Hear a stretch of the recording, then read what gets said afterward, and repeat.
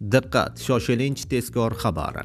Barchamiz o'yinlarini sevib tomosha qilayotgan taniqli futbolchi Abduqodir Husanov afsuski og'ir ahvolda. Assalomu alaykum, hurmatli tomoshabinlar. Tezkor yangiliklardan, birinchilardan bo'lib xabardor bo'lishni istasangiz, videorolik ostiga like tugmachasini bosib, kanalimizga obuna bo'lishni unutmang. Diqqat qiling, Abduqodir Husanov afsuski Safa musobaqasida qatnasha olmaydigan bo'ldi. Manchester City bosh murabbiyi Josep Guardiola Brightonga qarshi uchrashuvdan so'ng birinchi daqiqadan maydonga tushgan Abduqodir Husanov haqida alohida to'xtaldi.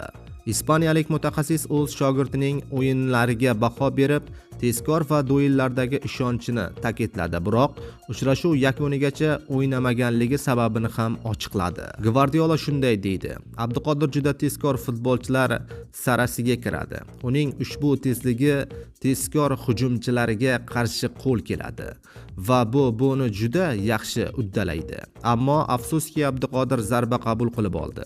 Shuningdek, mushaklarida muammo bor edi.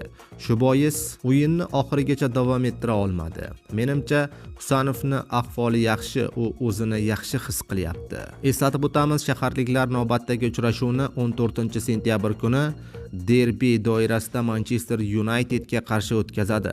Mazkur to'qnashuv Toshkent vaqti bilan 20:30 da start olishi rejalashtirilgan.